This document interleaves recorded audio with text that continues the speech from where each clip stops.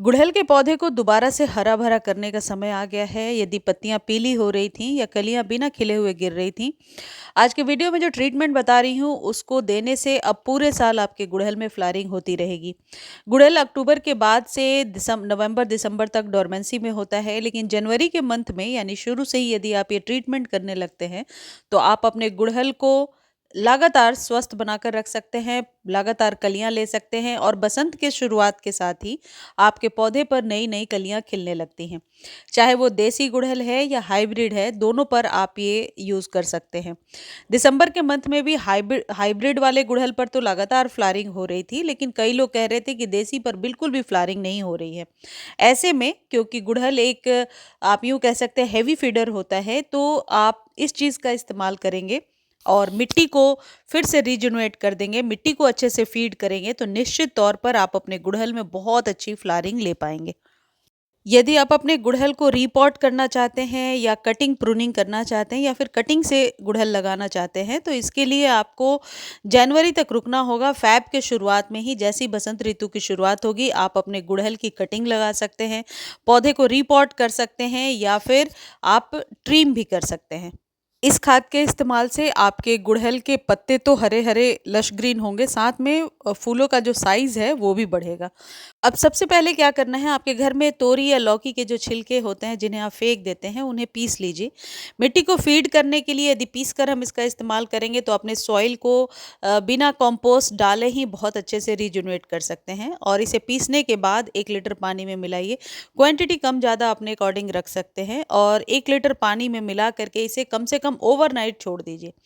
इस बात का विशेष ध्यान रखिए कि बहुत थिक लेयर नहीं होनी चाहिए, थोड़ी पतली सी घोल रहेगी तो बेहतर होगा। अगले दिन आप आधे चम्मच कॉफ़ी और आधे चम्मच चाय पत्ती, जैसा आप देख रहे हैं, इसको मिला करके 1-2 घंटे के लिए छोड़िए ताकि ये सेट हो जाए और फिर इसे जितने भी आपके पास गुड़हल के पौधे हैं उनमें दे दीजिए। इससे आपके पौधे को नाइट्रोजन, कैल्शियम, पोटेशियम एक साथ मिल जाएगा और निश्चित तौर पर जब आप सॉइल को वापस से रीजनरेट करेंगे, फीड करेंगे, तो आप ज़्यादा से ज़्यादा फ्लावरिंग ले पाएंगे।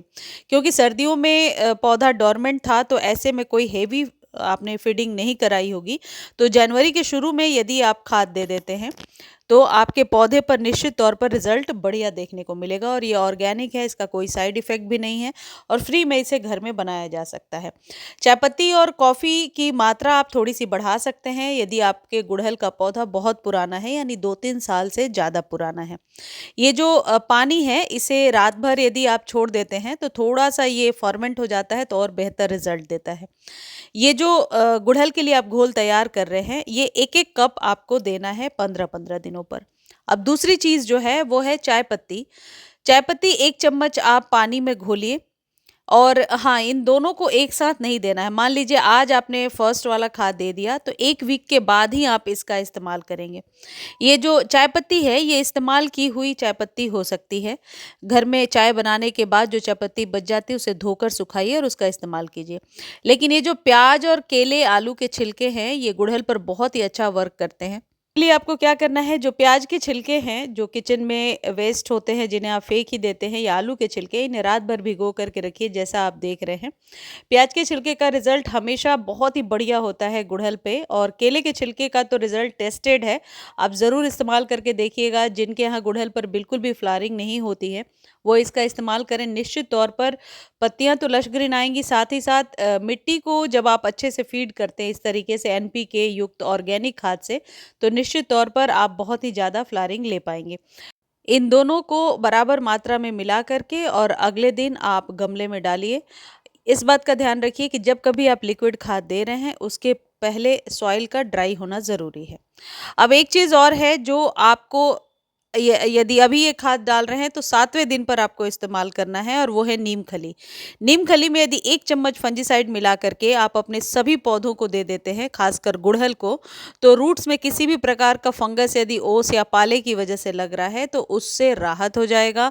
और ये नीम खली का इस्तेमाल 3 महीने पर एक बार ही आपको करना होता है, तो अभी जनवरी में कर लीजिए, फिर आप मार्च अप्रैल में इसका इस्तेमाल करेंगे। एक गमले पर 1 चम्मच नीम खली का हिसाब लगाएंगे। ये माली का सजेस्टेड नुस्खा नुस्खा मैं आपको बता रही हूँ, जो आगे वीडियो में भी मैं आपको दिखाऊंगी। ये जो फंजीसाइड है, इसको खरीदने का लिंक डिस्क्रिप्शन में दिया हुआ है और नीम खली को खरीदने का लिंक भी डिस्क्रिप्शन में दिया हुआ है। यदि आप कॉपी नहीं कर पा रहे तो आप टेक्स्ट कीजिए, आपको लिंक प्रोवाइड कर दिया जाएगा। लेकिन ये जो नीम खली है, ये रूट्स के विस्तार में मदद करता है। तो आपको ऐसा करना है कि साल में 2-3 बार अपने सभी पौधों को नीम खली से ज़रूर फीड कीजिए।